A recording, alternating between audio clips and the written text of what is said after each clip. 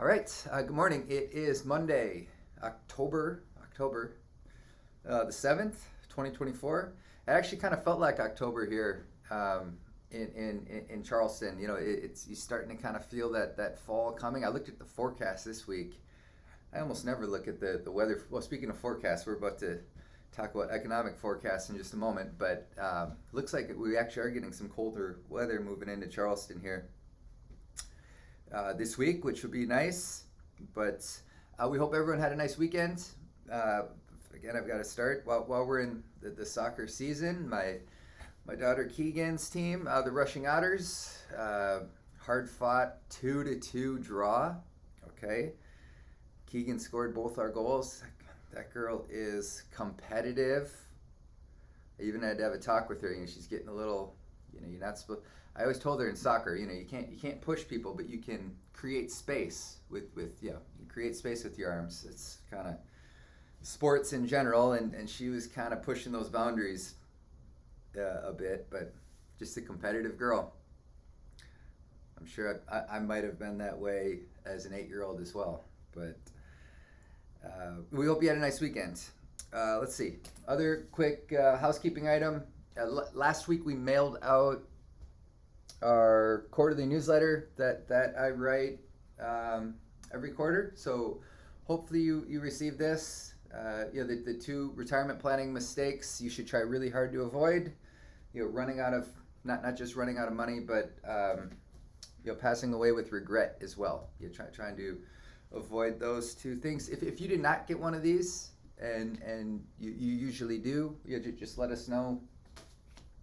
Or if you don't get one of these, I'd be happy to add you to the our little mailing list that we send those out to. So, all right, markets last week, kind of a mixed bag, fairly flat. The jobs report for September came in a little bit better than expected. Okay, so we had 254,000 new jobs, getting a little bit better than expected. I would say on the other side of the coin, you know, kind of the unfortunate escalation of some of these, you know, the geopolitical risks in the Middle East. You know, we also have an election coming up in less than a month. An election coming up, and that always brings volatility to the marketplace. So again, I would expect that to continue in the weeks ahead. All right. Primary topic I wanted to cover today was based on Dr. Daniel Crosby's new book that has not quite come out yet, titled The Soul of Wealth. So again, I think it's on pre-order right now, but I came across some of the snippets of the book. Particularly, he has a chapter that's titled Why Economic Forecasts Are Worse Than Useless. Okay.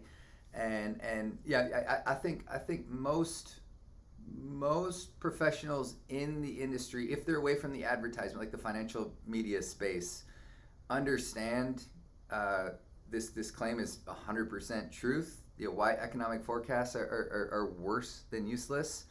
But it was fun as Dr. Crosby and his team did the necessary research to quantify. Yeah, this stance and this perspective. Okay, so you know, he starts off by saying how he feels economic forecasts are worth less than the paper they're printed on, and he starts citing some of the data that they created and researched over time. All right, so one being 59% of the consensus Wall Street estimates missed their targets so badly. And he defines badly as if you miss your target by 15% in a year, either to the upside or downside, right? So, you know, decent window there. Unusable. So 59% of consensus Wall Street forecasts missed their targets by greater than 15%, one way or another.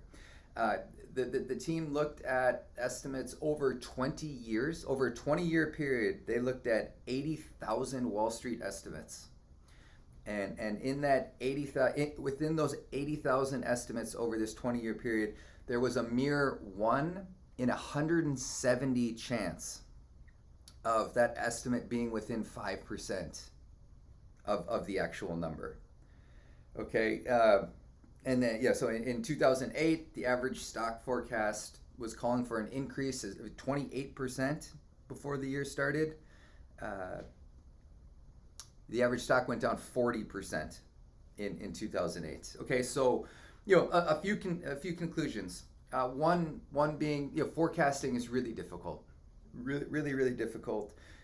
Two, we know that Wall Street, quote unquote experts make a lot of noise. Okay, the financial media, they are really good at selling advertisement and coming up with some really catchy narratives and headlines to trap people into thinking they need to be watching the TV or reading magazines at all times. Okay,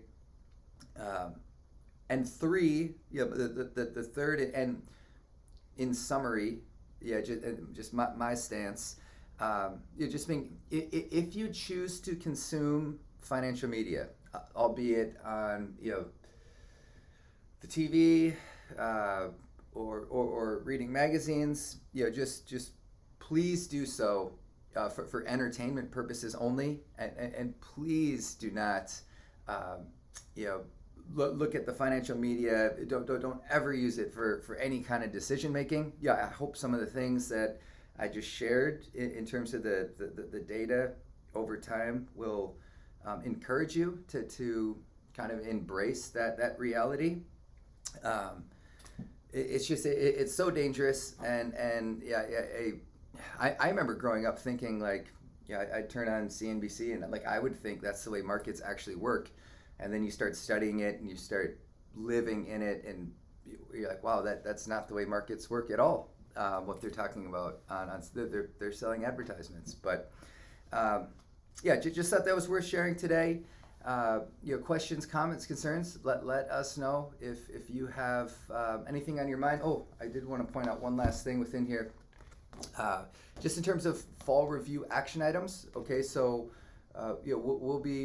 we've already been following up with a number of you, but just for some of you still, required minimum distributions, qualified charitable distributions, conversions and things. There are still a handful of little pieces outstanding that our team will be tackling here in the weeks ahead. So we hope you have a great week, and we'll talk to you soon. Thanks.